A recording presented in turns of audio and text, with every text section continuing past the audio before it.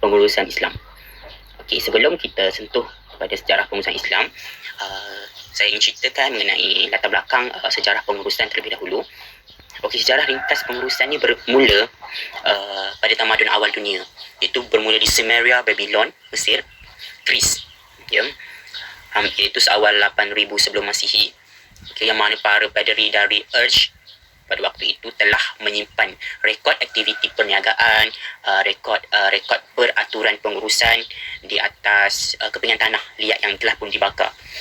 Manakala di Mesir, pengurusan ini wujud pada dinasti yang memerintah kerajaan Mesir tua, iaitu yang diketuai oleh Fir'aun dan pembesar-pembesar yang menyimpan rekod pengurusan pembinaan piramid, piramid spring dan pelbagai kompleks makam mereka dan di atas daun papyrus. Maksudnya pada waktu itu mereka telah pun menyimpan, sebab itulah ada penemuan-penemuan tentang barang-barang ataupun bukti-bukti bahawa wujudnya pengurusan pada tamadun awal dunia. Okey, bagi pengurusan Islam, sebenarnya pengurusan Islam ini telah pun wujud pada zaman Nabi Muhammad SAW. Tetapi tidak ada penulisan tentangnya, tidak ada rekod. Okey, oleh sebab itulah pengurusan Islam ni agak kurang berkembang jika dibanding dengan pengurusan konvensional.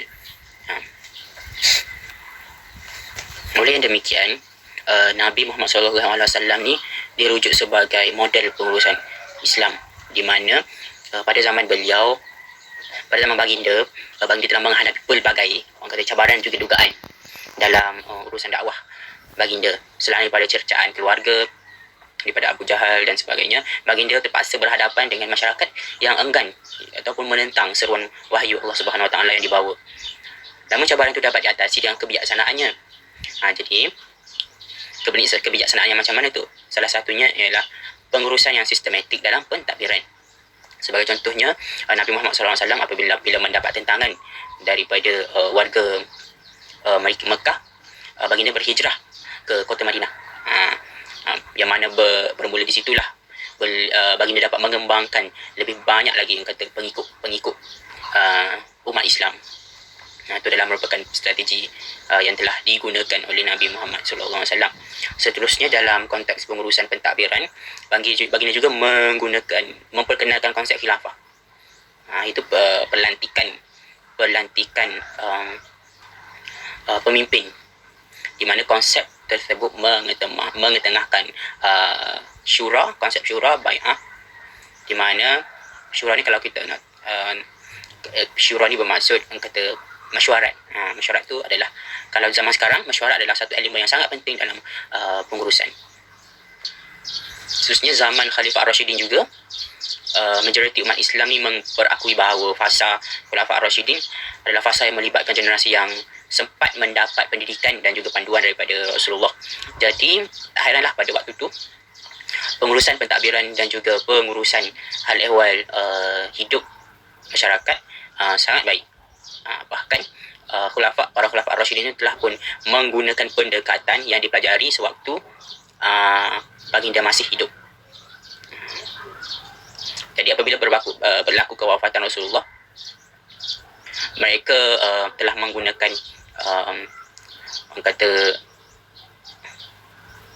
prinsip Rasulullah dalam mentadbir sesebuah negara. Yang tu pengurusan zaman Nabi dan juga Khulafah Ar-Rashidin. Kemudian kita pergi kepada pengurusan zaman moden. Sejarahnya bermula apabila pengurusan zaman moden ini berorientasikan kebebasan sebenarnya. Pengurusan zaman moden. Tapi kini dia, kalau dekat Malaysia, orientasi pengurusan ada juga bercampur dengan pengurusan Islam. Okey, seterusnya subtopik terakhir yang saya akan beritahu tentang halangan pelaksanaan pengurusan Islam di Malaysia. Kenapa pengurusan Islam di Malaysia ni orang kata masih belum banyak? Maksudnya masih belum popular seperti mana pengurusan konvensional. Sebab yang pertama iaitu keyakinan terhadap sumber pengurusan Islam itu sendiri, di mana kita melihat bahawa masih ramai yang tidak yakin dengan sistem pengurusan Islam. Okey. Kalau kita ikutkan pun memang orang ataupun penyelidik banyak menyebut tentang pengurusan konvensional daripada pengurusan Islam. Dan mereka pun lebih banyak mengenali tokoh-tokoh pengurusan barat seperti Henry Fayol, McGregor. Walaupun pengurusan moden ni kita perlu lihat kerana ianya berorientasikan kebebasan. Okey. Maksudnya pengurusan moden ni dia nak mencapai matlamat ni dia bebas asalkan matlamatnya itu tercapai berbeza dengan pengurusan Islam lah. Jadi kita sebagai umat Islam perlu melihat perkara ini kerana ia akan memberi kesan kepada akidah kita lah. Contoh kalau dalam perbankan kita digalakkan untuk menggunakan sistem pengurusan Islam daripada sistem pengurusan konvensional. Hari ini kita dapatlah mengelakkan daripada riba mengelakkan daripada rasuah. Kalau dalam pentadbiran rasuah kan. Walau bagaimanapun kini kita boleh tengok banyak institusi yang menggunakan pendekatan konsep pengurusan Islam. Jadi kita juga sebagai umat Islam perlu yakin bahawa sistem pengurusan Islam adalah sistem yang terbaik, dan kita perlu memilih dan juga guna sistem pengurusan Islam dalam kehidupan kita. Itu yang kedua, halangan. Itu yang pertama. Yang kedua ialah dorongan falsafah barat. Okey, zaman kini adalah zaman FIR. Kita disajikan dengan berita-berita di media sosial, di media elektronik, media massa yang lebih banyak memberi kita maklumat mengenai pengurusan konvensional. Jadi kadang-kadang maklumat-maklumat ini ada ditambah dengan falsafah barat yang mementingkan kebebasan. Jadi dorongan falsafah barat ni dia memberi pendedahan kepada kita tentang jadi dorongan falsafah barat ni dia memberi kefahaman kepada kita mengenai falsafah mereka yang bertentangan dengan falsafah Islam.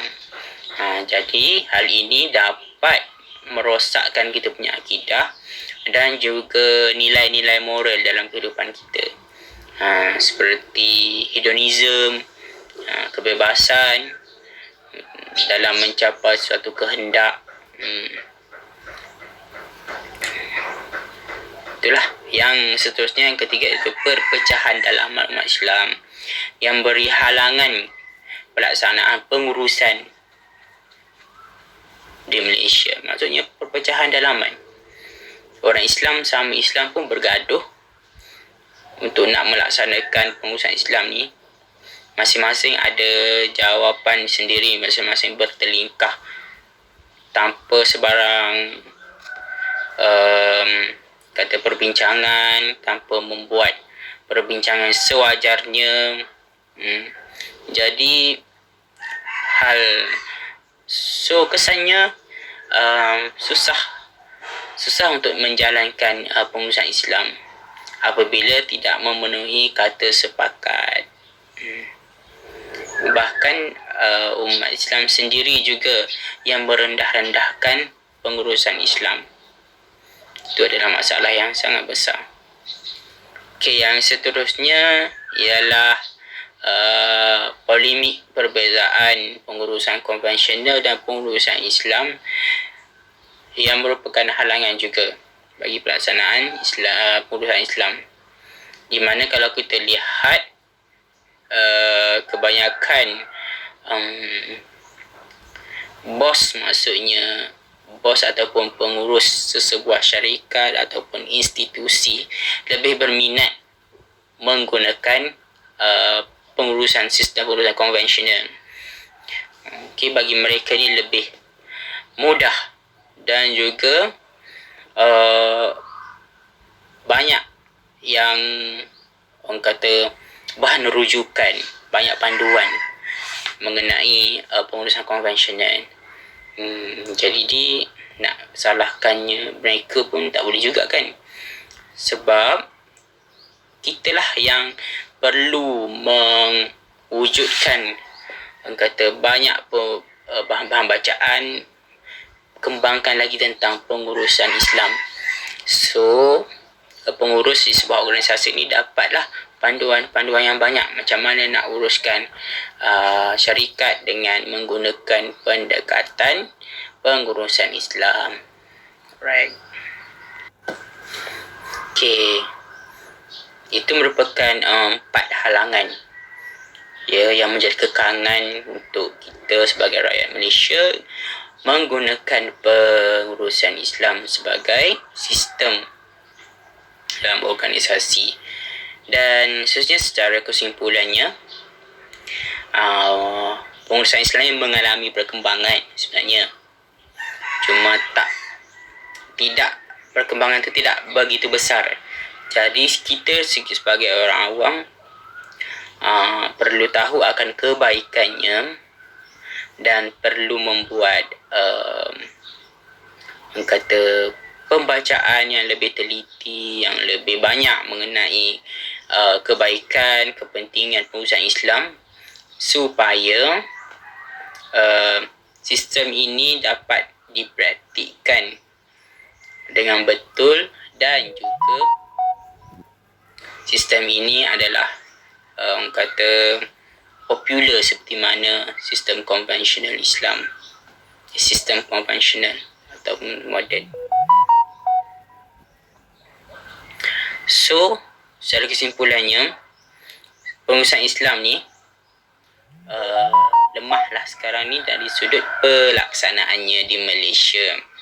Walaupun pihak kerajaan telah mewujudkan akses pendidikan Islam di institusi pendidikan tinggi, jadi pendedahan mengenainya ni pun banyak sebenarnya, tapi hasilnya tu kurang. Kita lihat lagi.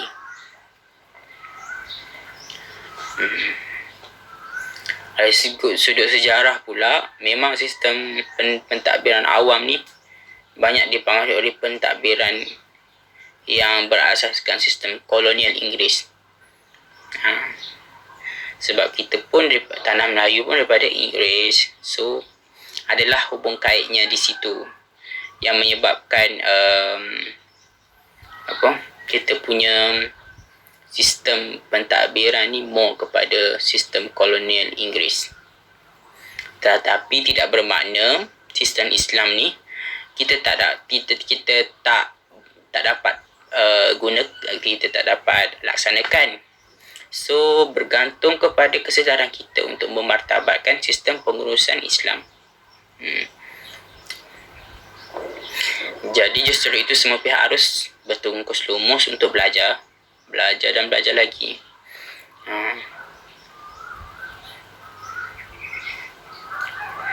Okey, itulah sahaja daripada saya, perkongsian mengenai sejarah dan konsep pengurusan Islam. Assalamualaikum warahmatullahi wabarakatuh.